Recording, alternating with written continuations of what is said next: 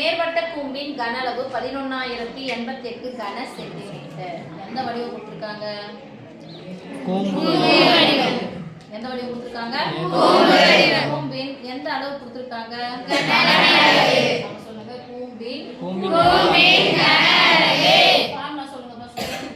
1/8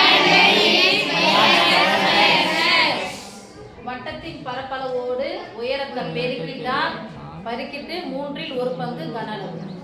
உருளையின் கன அளவின் 1/3. வட்டத்தின் பரப்பளவு உயரம், அதுல 1/3 கூம்பின் கன அளவு. அவங்க நேர்வட்ட கூம்பின் கன அளவு கொடுத்துட்டாங்க. எவ்வளவு கொடுத்துட்டாங்க?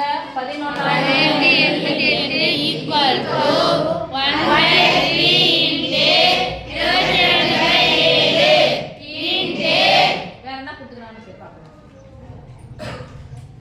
கூம்பின் உயரம் 24 சென்டிமீட்டர். கூம்பினுடைய உயரம் கொடுத்துறாங்க. என்ன கேட்பாங்க?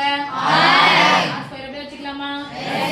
இந்த உயரம் என்ன கொடுத்துட்டாங்க? 24. பின்னையன் நடுவுல எல்லாம் பெருக்களுக்கு குறு கேன்சல் பண்ண முடிஞ்சா கேன்சல் பண்ணிடலாமா? ஒரு மோல் 24.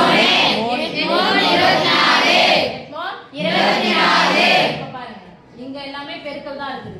இங்கே பெருக்கல் தான். இந்த பெருக்கலா இருக்கிற 22 தான பக்கம் வந்துச்சுனா அதனால தொகுதி கேன்சல் பண்ணலாமா? ஓர் 22 எத்தனை 22? 110.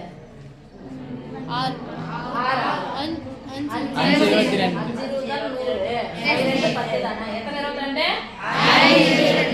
8 இறக்கனா அடங்காது. அதனால என்ன சேர்க்கணும்? 0. 88ல எத்தனை 22 இருக்கு? 4 மட்டும் சொல்லணும். 4 22 சொல்லணும்.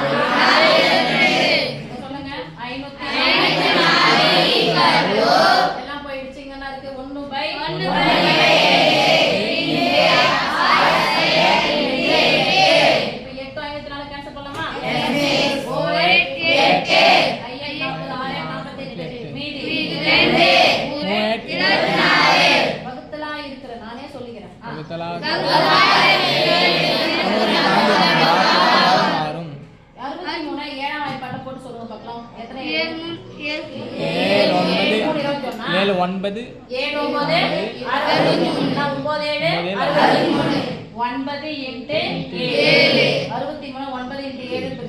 இந்த வகுத்தல் 7 தான் பக்கம் வந்துச்சுனா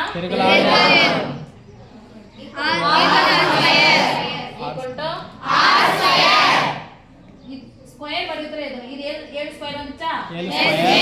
9 வந்து 3 உடைய ஸ்கொயர். 9 எதனுடைய square? 3 square equal to 6 square. Square சமமா இருக்கு. 6 பதிலா இருக்கு 3